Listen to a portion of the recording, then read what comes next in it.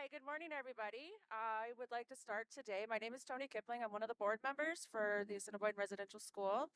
I am going to introduce Mabel Horton. She is one of our elders on the board. She is going to open up with us, a blessing and a moment of silence.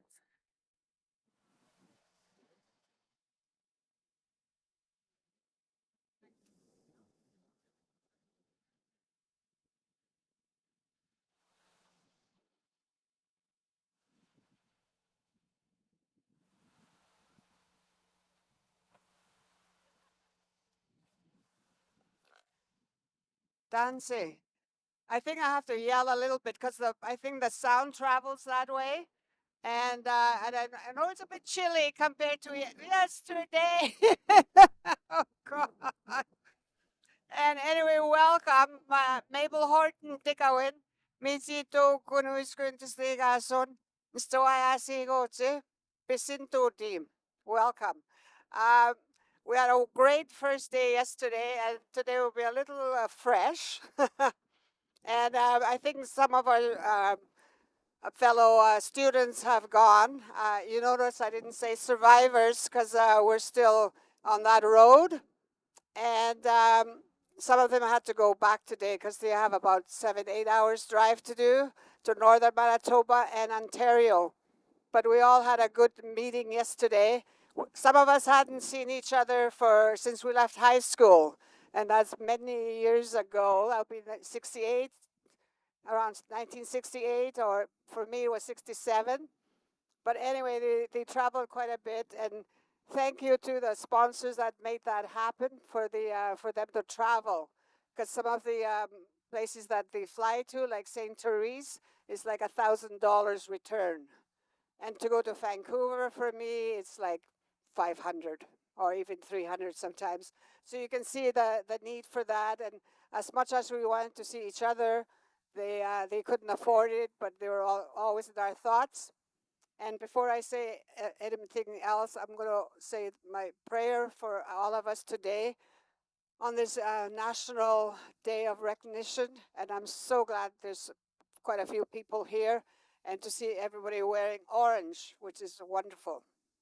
Yusan. And I have tobacco here that was offered to me, and I thank that to people. Iku sama no tainan kinas kumit na no ta mama we a kapits piago. I o te o asisa iga o te piki huitsik. Aga a dit asa gin tomatsik. Iku tiga a tsik spemik. Aga iku ta wisto ko ap mi ko ako. Aga mina o asisa ko utse. A hi nigani. Iku a hi wanos ka gisiga o asisa ko utse. Mina iko ne ka ki a tsik. Ndahara itsik. Iku sama mantun naskumanan utaga kapiak. Aga witsiak nisnan. Atuski nagi midia katurtabako taski. Creator, I want to thank you for seeing us here once more, as we do every year, and meet our fellow students. And we pray for the ones that couldn't make it, the ones that have passed, and we pray for all the future children that this day of recognition had transpired over the years, for all the terrible history that had gone in Canada and is being recognized today internationally and nationally. And I believe we're going to have a moment of silence for all my colleagues that have passed, including my brother and my siblings. We're going to wait for a minute.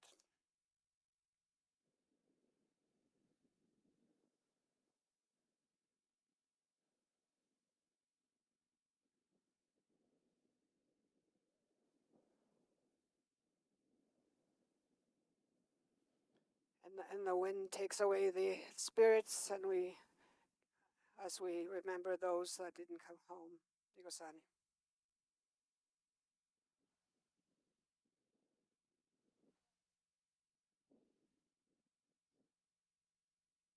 Thank you, Mabel.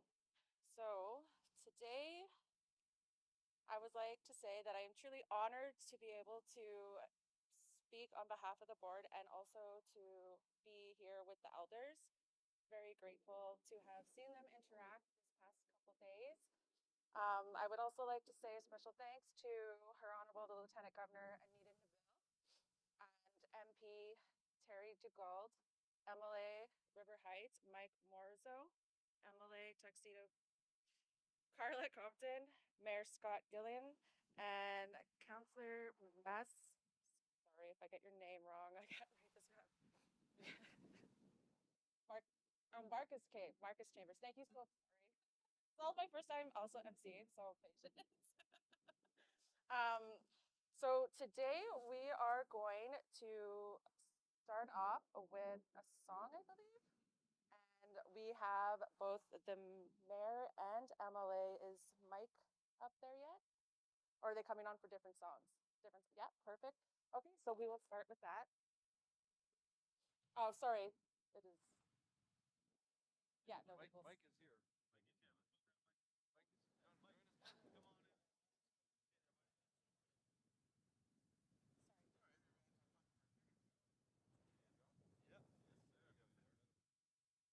I'd like to welcome MP Ben Carr here as well.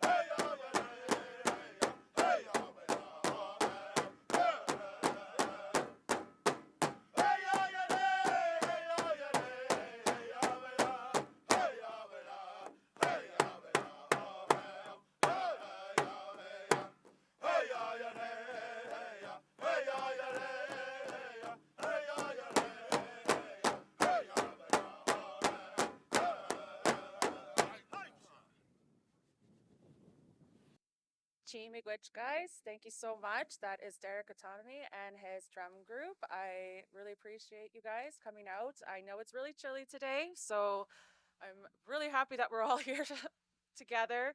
All I kept thinking of was that this wind, our ancestors are here. They're like, yes, let's go. We're good. So this is survivor led for speaking. A lot of elders still have stories to share. There are going to be people leaving. I know all these people, they have other events they need to attend to. So I really appreciate that you guys stuck it out here in the cold, and really happy you guys were able to attend. Thank you. Was going to bring up Ada, but now she has Betty with her. So we're going to invite Elder Betty up here to come say a few words as well. So it's just going to be one more minute.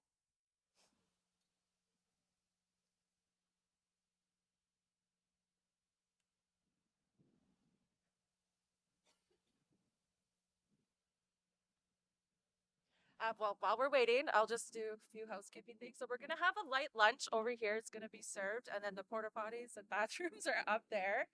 And also, if you haven't already grabbed a shirt, feel free to go grab one. We also have a reunion shirt there as well. You can request to have.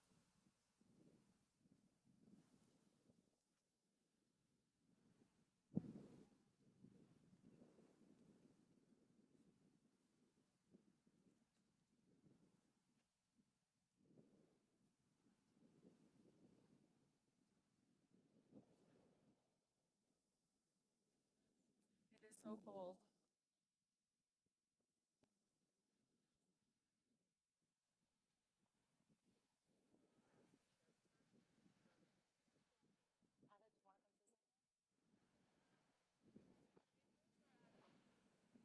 Which one?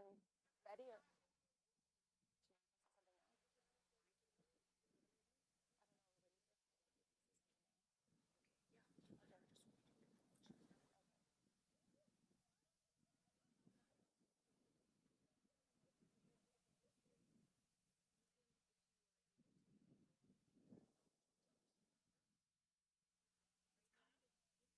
Is Wendy.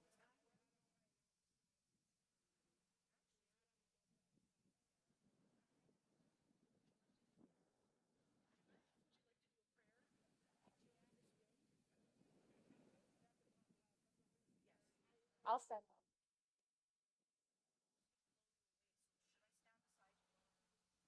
I'll stand and block the wind.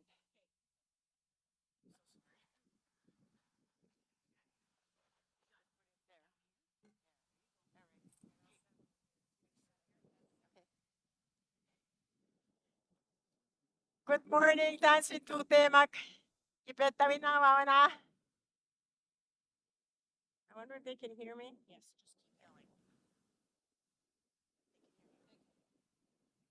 Egusani kape vitap miagan uskagi chikisigag kinanas kumit na. Ako mpape chine mutean. Sabintatos kiwinan. Tapos kusmigin nagaisip mute, te usintisip mutan. Ako agawi kita papasimit. Asa neo ang pakisin. Ego magawi vita manan uskagi chikisigag. Ako enanas kumuan kape vitap miak. Pinapego. Anusuma. Imita tenean. Agay sa wipat sa igipet takupan igipet takusna. Epapetsian emanian. Magantano tasay. Agwana nga tiyan ayamian. Good morning, all my relations. I'm so honored to be here today again. I'm sorry that I'm late. You know what? I'm 77 years old, and I move around like a turtle these days. And people were rushing me. That's not right. We don't rush elders around, okay? Because I fell 4 times already. I can't afford to fall again. So here I am. I'm going to open with a traditional prayer like always, using my first language, which is Swampi Cree. Egusani, no. So at this point in time, I ask each and every one of you to close your eyes. As you stand up, close your eyes. And go deep within the recesses of your being. There you will see that Emperor of Light. Focus on that Emperor of Light and be grateful for who you are, where we are today. I will ask tobacco.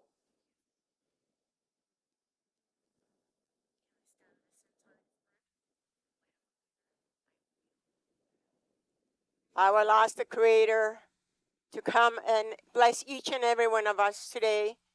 Holistically, our minds, our bodies, and our spirits, and our children, grandchildren, great grandchildren, and for our journeys to be lit, to where we go and our homes be lit, and to have that knowledge of living in harmony and peace, the way our ancestors lived thousands and thousands and thousands of years ago, before um, before treaties, before stolen children, before anything else.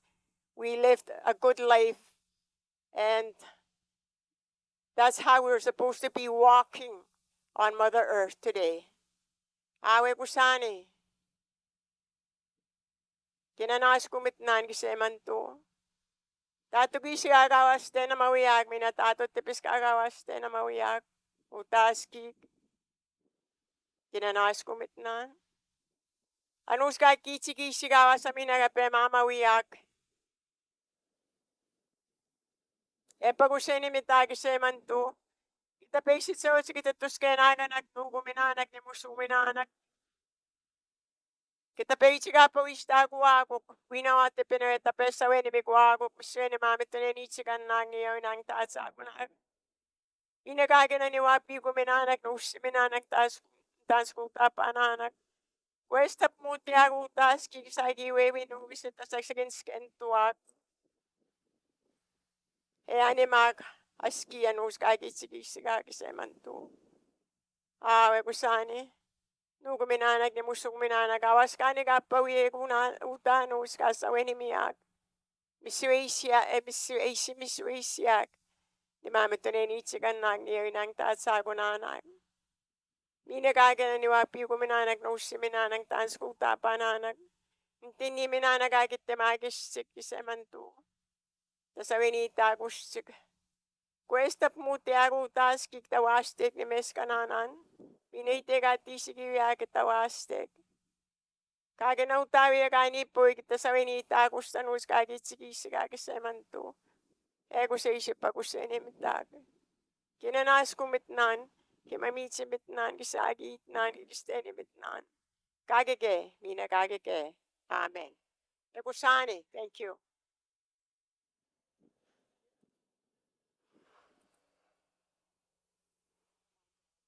Okay, I guess we're going to go on with the event. Again, my apologies for being late. Have a good time. I love each and every one of you. Ekusani.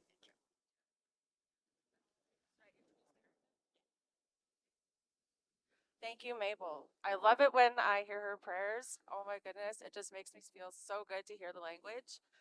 So I'm going to invite Derek up here.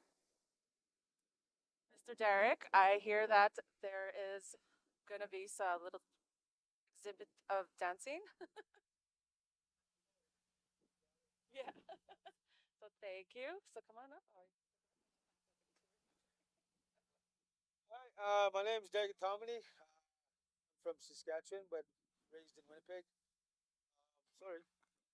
My daughter is Lily Hatomini. She's gonna be out coming to dance for you. She's a fancy dancer.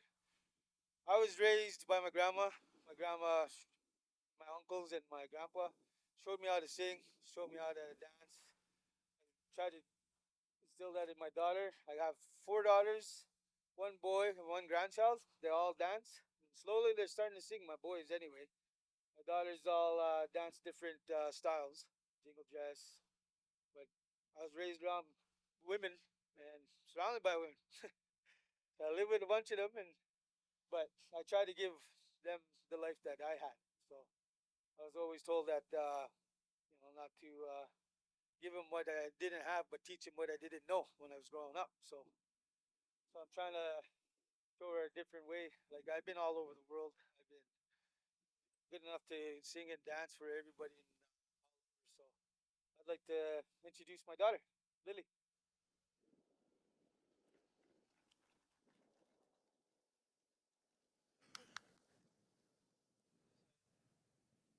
She'll dance the fancy dance song, and then I'll have she'll dance two of them. She'll dance the first one will be a fancy dance song, just straight beat, and the second one will be a crow hop. Enjoy.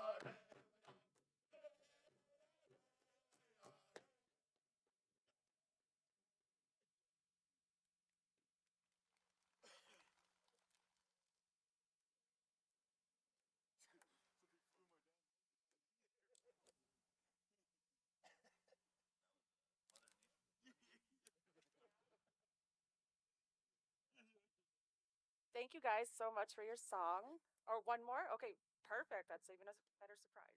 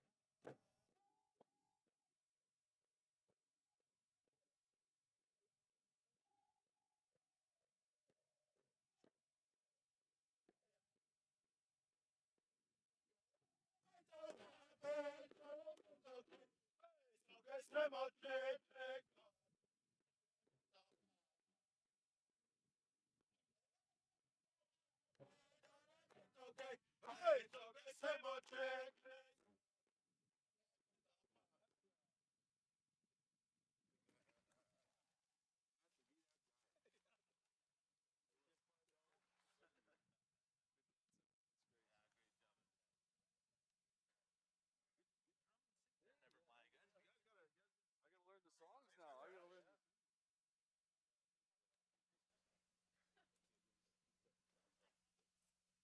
Again, thank you guys for that awesome song. I'm going to invite Ada. She is our executive director. She put all her work into today and yesterday. This is our first year doing it at this capacity. So there's going to be little fumbles here and there, but we appreciate everybody's time. Ada? Welcome everyone to the 2024 Assiniboia Residential School Memorial Event. Thank you for all being here. We really appreciate the support from the community and from our dignitaries. We are going to have kind of an open mic session.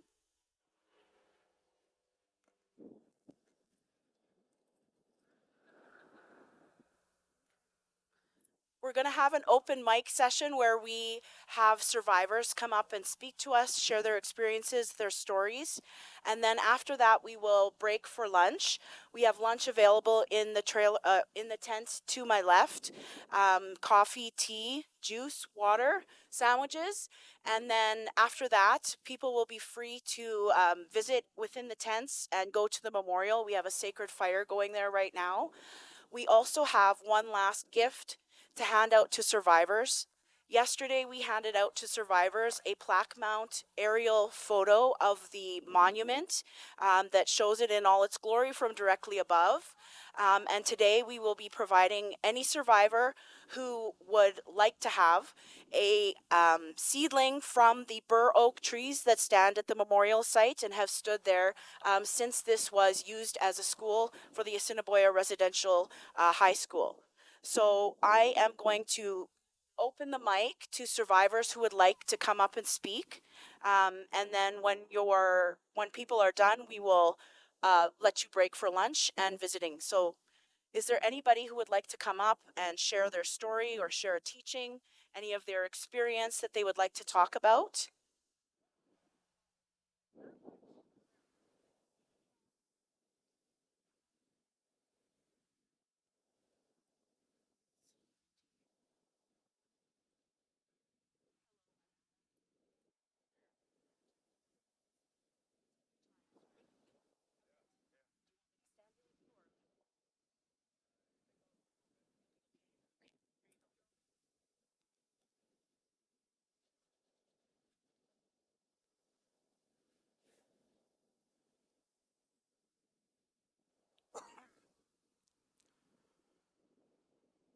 Good afternoon, everybody. I think it's afternoon, right? Or is it still morning? My name is Patrick Breer. I'm from Sagging First Nation. My eyes are leaking. Not because I'm crying, but when you get to be my age, your eyes start to do things to you that you never experienced before. I was talking to a buddy here that I don't know if I should say buddy, but I just met him today, and he told me that he apparently owns his property and you donated it for this event.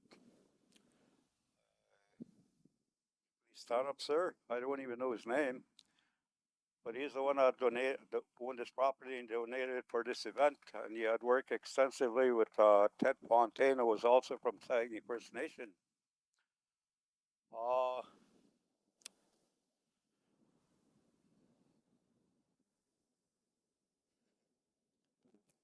Saging Dunji. You know, big Shishig Dishnikas. I'm Mabel. I went to school with Mabel here. I went to school in Assiniboia School for 1 year only. I did grade 9 year. But I spent most of my life in Fort Alexander Indian Residential School, now known as Sagging First Nation. The abuse of mental, physical, sexual, you name it, that I suffered happened back home in Saguin. When I went to school here in Assiniboia School, in grade 9. It was a pretty good year because here I did not come across any abuse that I can think of. Uh, Plus, we were allowed to take off during the weekend and go and make money, cleaning yards, shoveling snow, you name it. We did it to make money because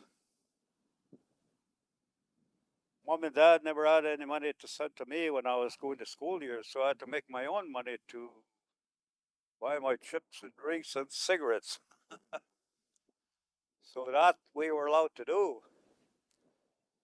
But like I said, the abuse that I received was back home in Saging, and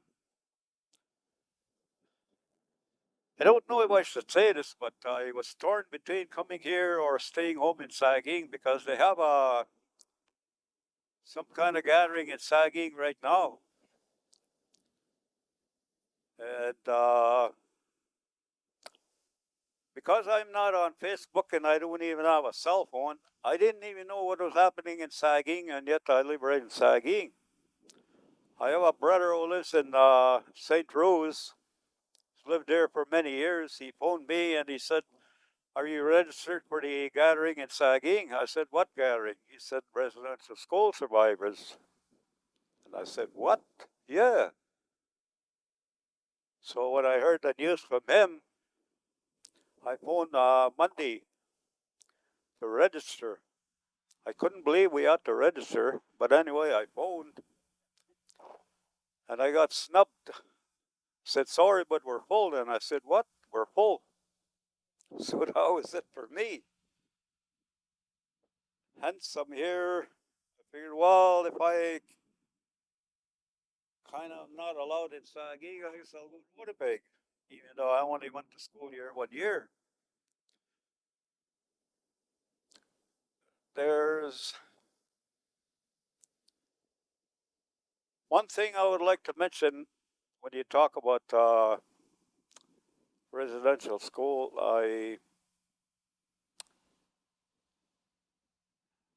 I was part of the, I don't know how many people here know of the 1967 Torch Run. I'm one of the original runners that did that run from Minneapolis to Winnipeg. Quite, thank you. Quite the trip for me. But I remember one thing specifically about that, because I had applied through Indian Affairs to be part of the run. My high school counselor was working in Parview School after I left the Assiniboia School. I went to school in Parview for high school, 10, 11, and 12. Gave me this piece of paper to apply for the run. So I did, and forgot about it. About a month later, my dad came home and said, "There's a letter here for you from the Department of Indian Affairs." So I opened it up, and lo and behold, it was a letter that I'd been accepted to be part of the run. And when I showed the letter to my dad, he kind of laughed and he said, "Well, it's not going to amount to much anyway, eh?" So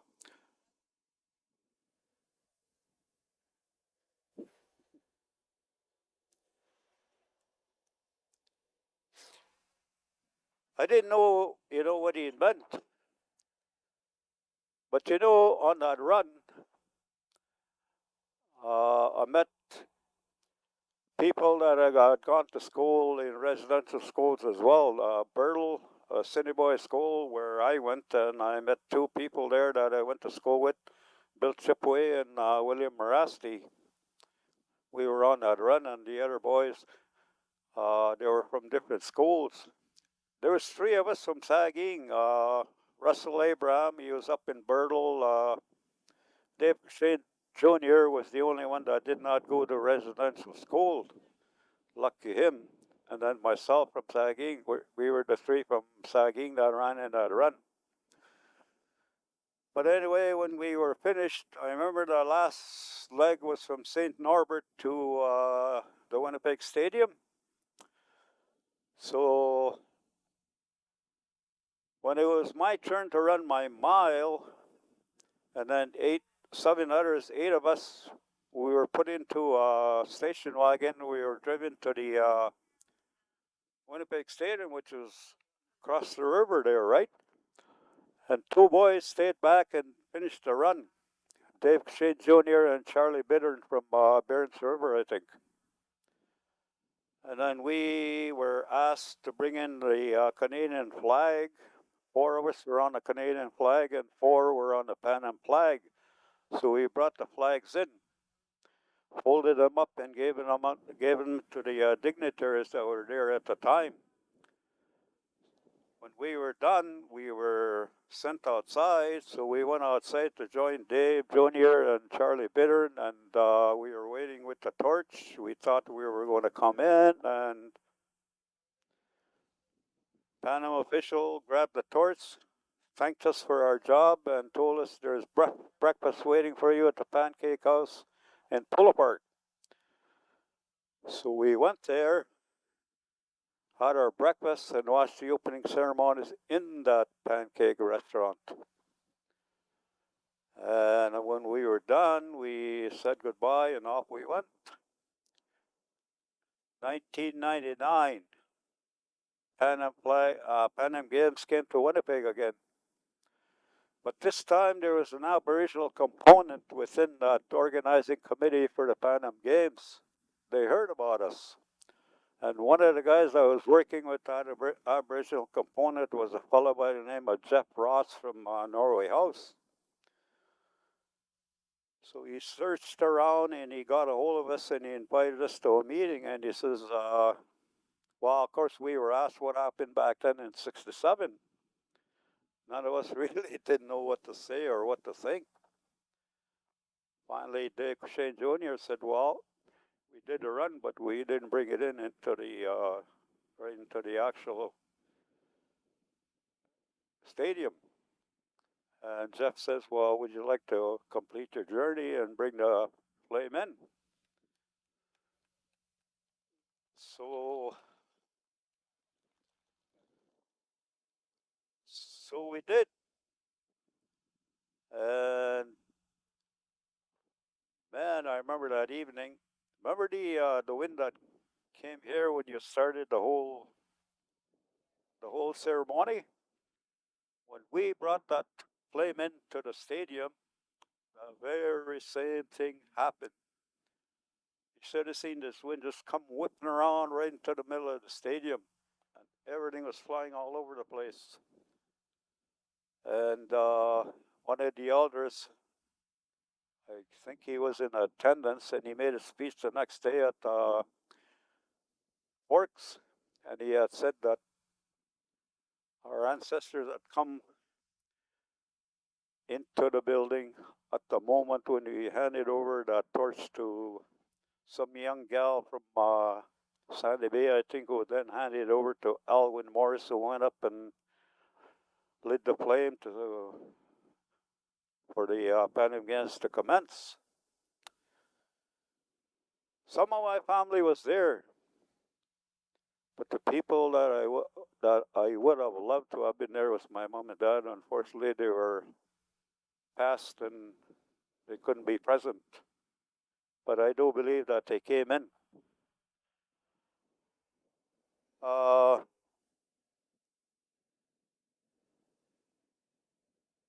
After the run, there was a journalist from Toronto that got a hold of. She was covering the Pan Am Games. She worked for Globe and Mail, I think, at the time, and she started contacting us, and we met with her. She wrote a play about the '67 run in a residential school, and later there was a film made about it. It's called Front Runners.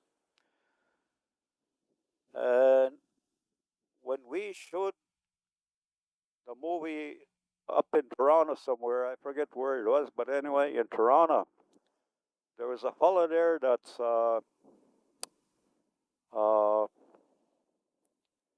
very highly educated, and he was working in the field of something like these guys here that have the cameras and everything, and he was making movies and you name it. And he went up there to talk, and apparently his mom was in the residential school somewhere in Ontario. And when he went up to speak, he talked about his mom and that he had made a painting.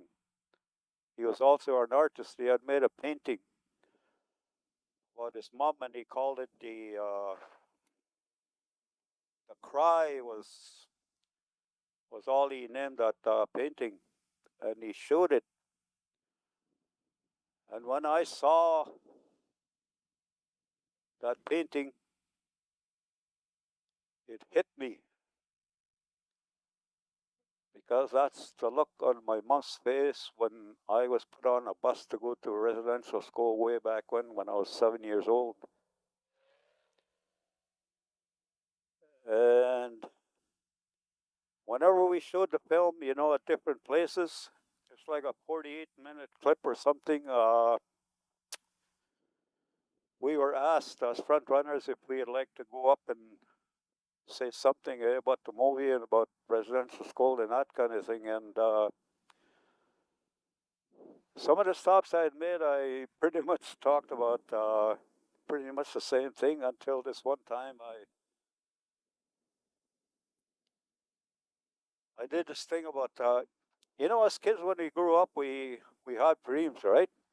I think everybody in their life, think of what you want to be, what you want to do, as you get older.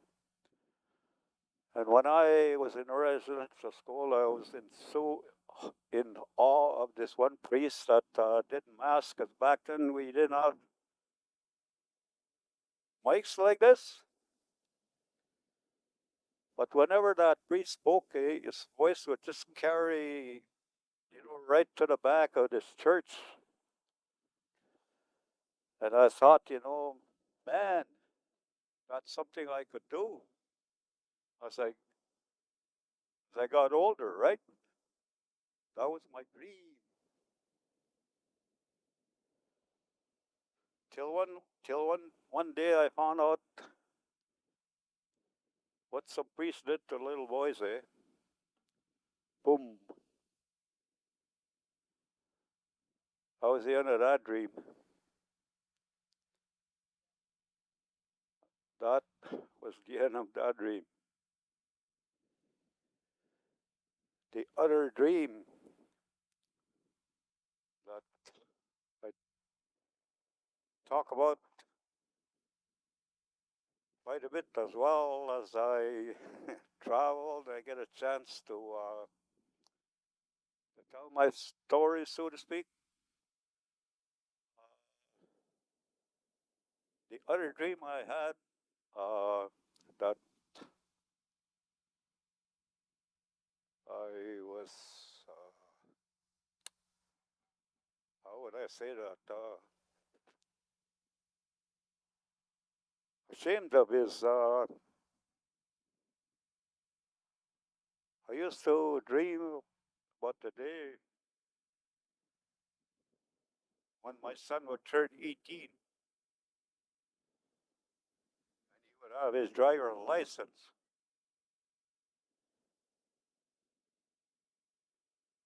And he and I could go drive around. I'd get him to drive because I was drinking and I wanted to get drunk.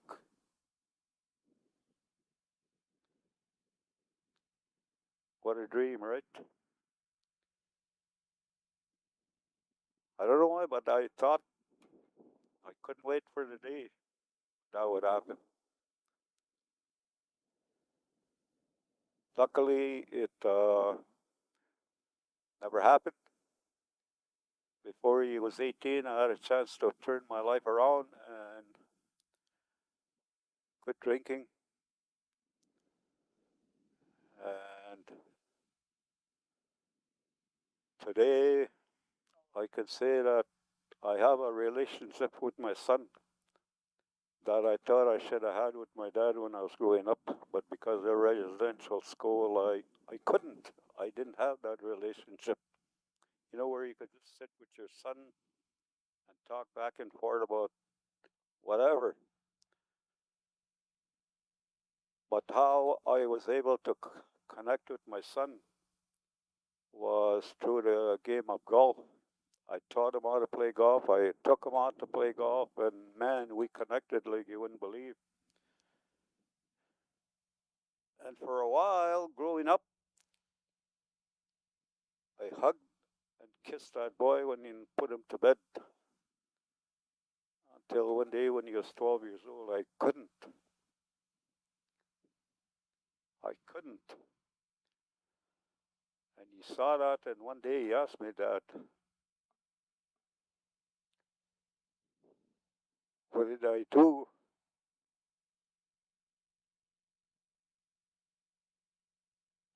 That day I had to tell him, that it's not you, it's me. Because I was when most of my abuse happened when I was 12, 13 years old. Uh, when I came here to a residential school in 1963, I think it was, my abuser, predator, whatever you call him, was living in Winnipeg, and he came to see me here twice. First time he came, I met with him, and he was in a room, and we talked, and it was very uncomfortable. I was trying to find the courage to tell him, okay, this is it. I don't want no more of this. But I didn't have the courage. 2 weeks later, he came back, and he come to see me again. That's when I decided, well, I got to tell him, and that's it. So I did.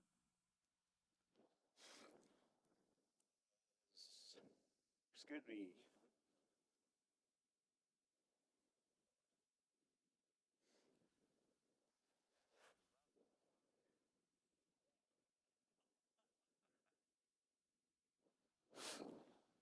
So anyway,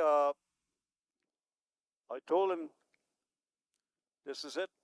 Don't ever come around here again. I don't want to see you. I don't want nothing to do with you. And that was it. He never came back. But honestly, for the longest time, through my experience with him, I didn't know what a real hug meant.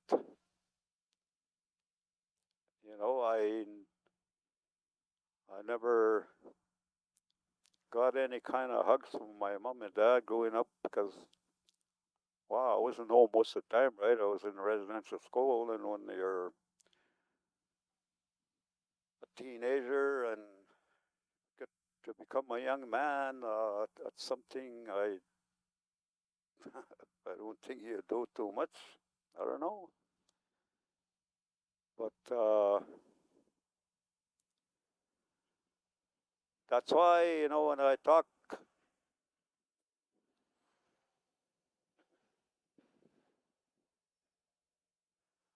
that's why when I talk about my son, that, I hugged him and kissed him, when he was a little guy.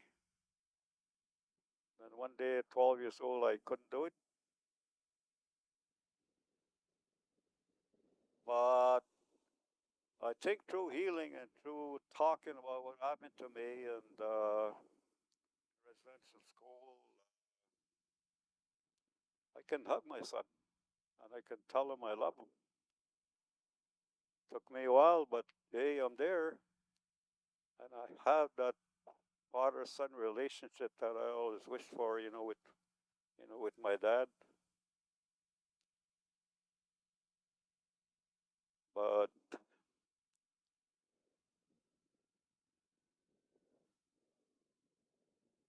I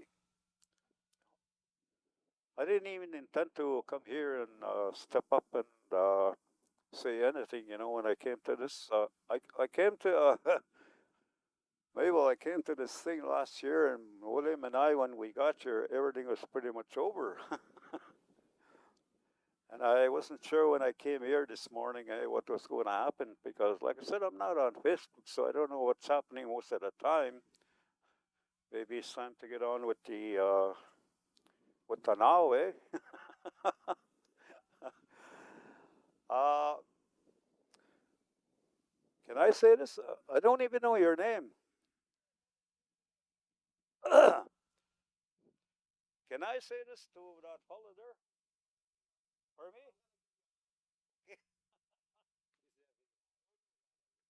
My name is Armik Babakanian. Armik Babakimian. And he says, Royal Bank Big Shot is here, right? I asked him if I don't know if I should do it publicly or privately. Pardon me? Private? Okay. Well, I'd like to speak to you, sir, if I may have the chance, once we're done, before I go home. Okay? Because I used to work for Royal Bank. Coming out of high school in 1967, that was my first job, Royal Bank, back home in Pine Falls. And a few months later, there's little shopping mall just by the close by the St. Boniface Hospital, Gole and Taché. There is where I was stationed. And unfortunately, I could only last for 13 months in that job. I faced quite a bit of racism. And one of the other things I didn't like was you had to wear a suit and tie every day. That's not me. You go to the bank today,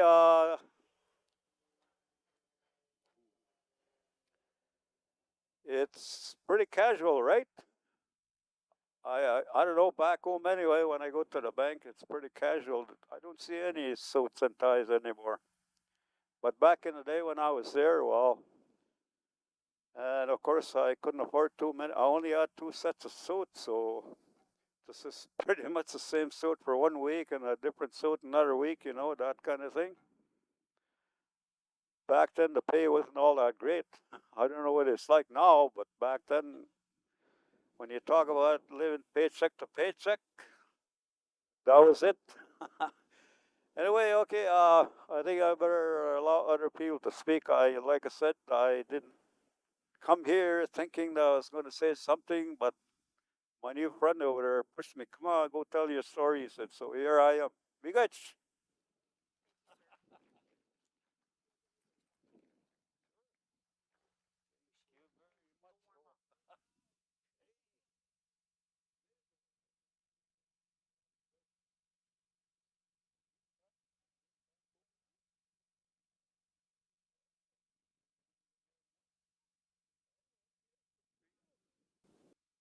Good afternoon. My name is Diane Scribe Nigani. I'm originally from Norway House, Manitoba. People are mistaking me for Kathy. I'm not Kathy. Kathy Scribe used to be. My sister Carol Scribe is over there. She brought me. I didn't attend residential school, so I'm not a survivor, but I will say I'm an experiencer. I've experienced a lot because of residential school. Both of my parents attended residential school. And my family, my siblings, we were raised in two separate families. The three oldest went to residential school right here. Their names are on that circle over there.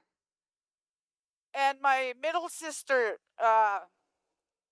she was the one born after the first three. She was in boarding home for her education.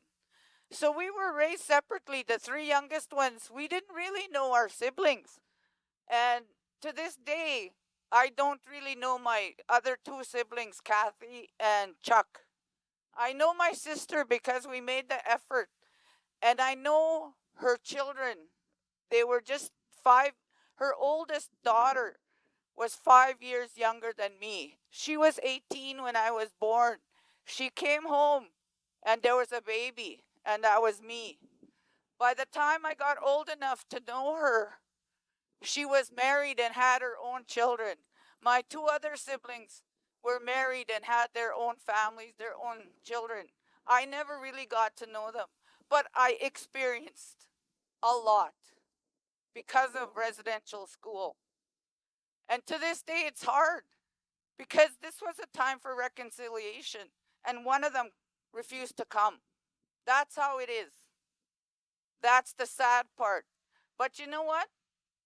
We keep going. We keep going forward because that's what we have to do with families like ours. We can't sit in that negative. We can't sit in that hurt anymore. And I've been hurt, but I refuse to sit there anymore. I lost my husband 2.5 years ago, and this is the first time I've ever been in a public event since. I maybe left my house twice. Being here, I have learned so much about my siblings that I don't know because of your stories. I can speak in public because I was raised with my grandfather the last 10 to 15 years of his life. He taught me things. He talked to me about things in our Nakota way. I am Nakota.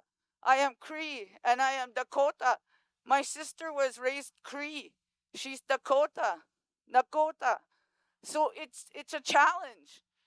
I learned things and I asked her, do you remember when Grandpa said this or taught us this? She never got those teachings. So I was fortunate being the last one at home to learn from my grandfather. But at the same time, he could only teach me so much because in the Dakota culture, the languages are different between men and women. So he couldn't give me women's teachings. I got the basic teachings from a male. So I know a little wee bit of the language in the Dakota and Nakota language, but I can understand Korean Ojibwe. I was fluent, and then we moved out from Norway House when I was 7 for my parents to work in the residential school in Portage. So I was raised in that school. Even though I didn't attend as a student, I knew those kids. Those kids were my brothers and sisters because that's how my parents loved them, like their own kids.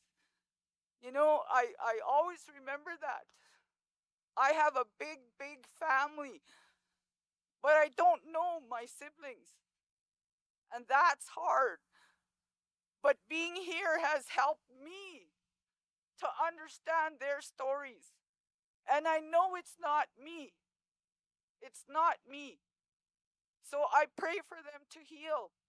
I pray that they can come next time because their names are on that circle over there. And when I saw that, my hurt went away because I understood.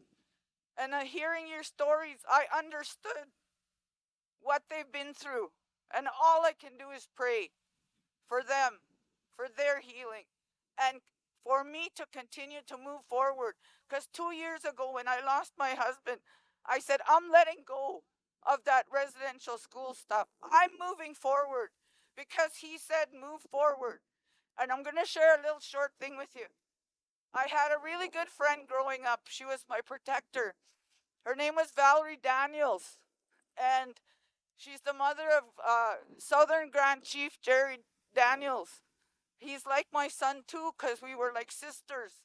And this is the first. And I asked my husband, where does the woman go? Does she go in the front or does she go in the back? I didn't know.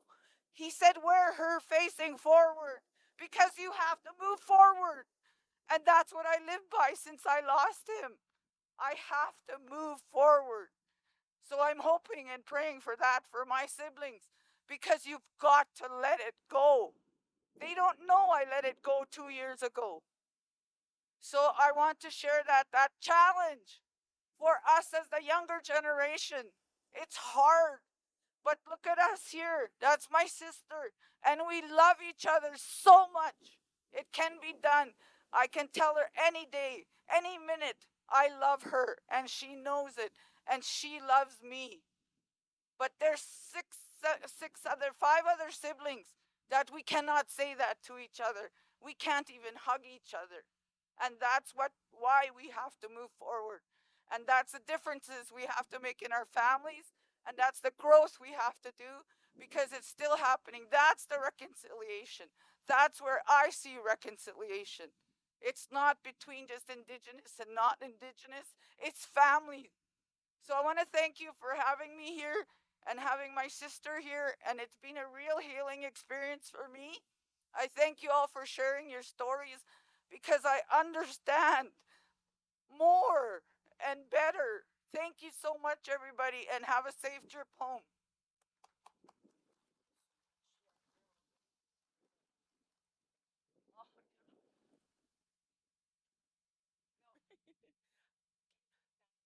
Thank you so much for sharing with us. I'm going to call up Sheldon Cody to do a pipe ceremony and a drum song to close us off, and then we can go get something warm to eat and something warm to drink and visit in the shelters. Thank you.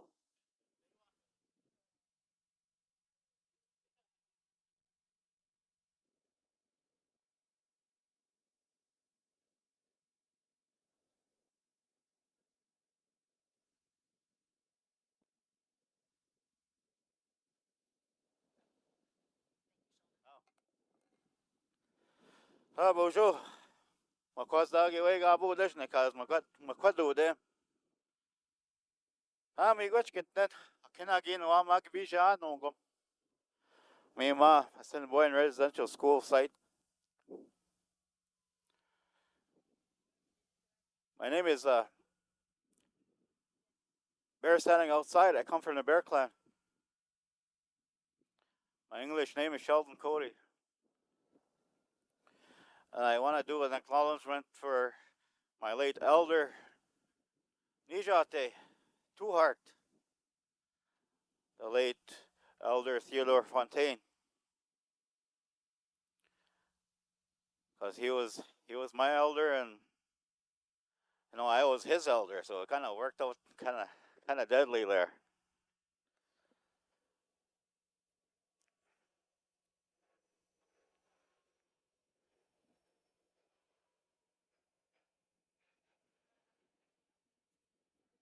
Just wait for those big noisy birds to go by. What I see here today is to fully understand our people. I call us the original people of this land.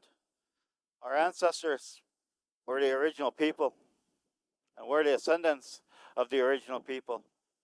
We're not aboriginals, we're original people. So share that teaching as you walk in life. Share that reality. Don't be misled by what some of these schools brought to our nations. Speak the truth. The disconnection from ourselves, the disconnection from Creator, the disconnection from God.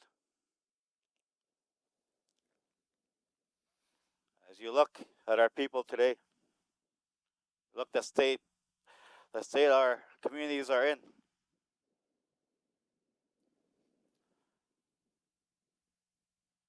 All of that comes from that disconnection, to disconnect the original people from who we are, and intergenerational trauma, as my brother was speaking earlier. That all happened. Can't deny that. Can't deny the truth. When our elders are the ones that survived, they're still here to tell their stories. A lot of those little kids that came to these schools, they never made it home. Kids. Little kids.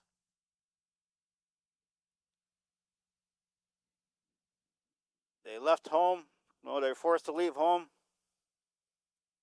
And they never made it back. And the families are wondering. The families are wondering what happened to them. So that intergenerational trauma happens, comes back to the communities, and we do it all over again to each other. Within our families, we lose that disconnection, right? See our people on the streets in Winnipeg. They all have stories of how they ended up there. Because I talk with a lot of them. I sit with a lot of them. And everything all goes back to the residential school, to their parents, grandparents. So we got to understand why we have Orange Shirt Day today. It comes from a little girl from BC. She was a little girl. Her name was Phyllis.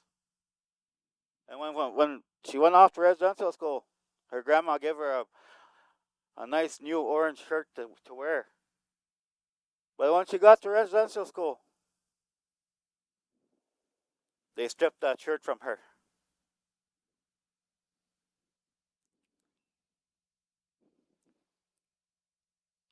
So we got to understand why we're here today. We got to truly understand the truth. And I give thanks for all the events going on right across Canada today, because that little girl shared her story. And she's still alive today, still walking this earth.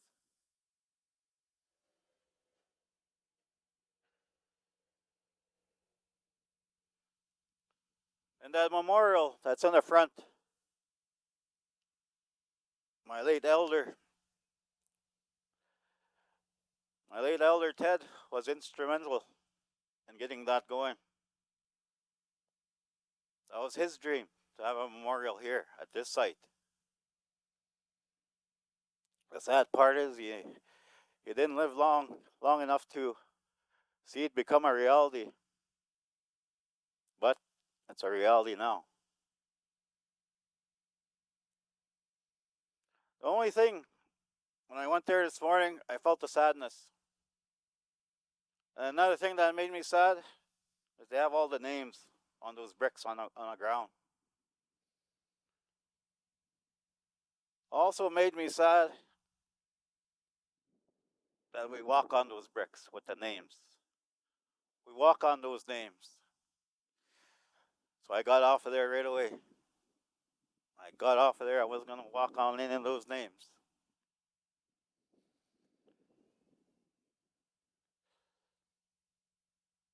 So, to the board, maybe can find a way to change that. That we don't walk on those names. I know we're honoring them, but that's not a way to honor them. To walk on names that are on the bricks. Hopefully we can change that. They've been through enough. Those names been through enough while they're alive here.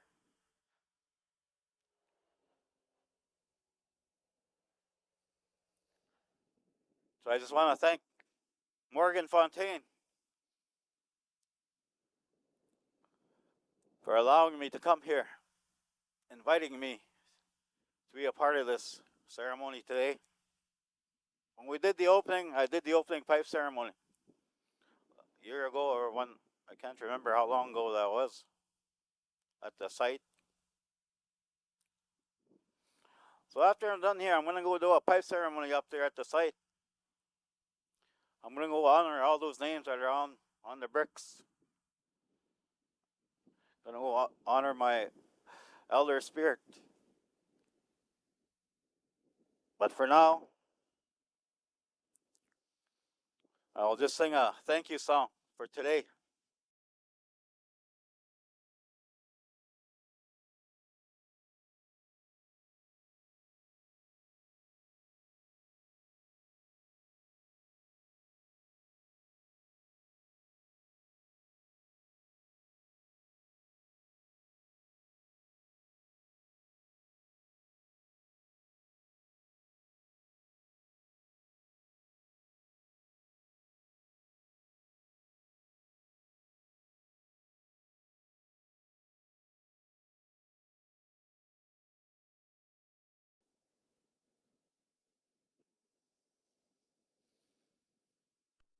And to understand our people, when things are going to start, they'll start when we're ready, not when the clock says. That's why we say Indian time, because we start when we're ready. As long as we're still alive here, we still have time. But thank you all for coming here today. Thank you for those bike riders that come. I too, I ride a Harley. I'm a pretty cool guy. Thank you all. This is a thank you song. One of our surviving elders shared this song. So today I come and share that song with you. Thank you, Creator. That's the words of it. Oh, migach.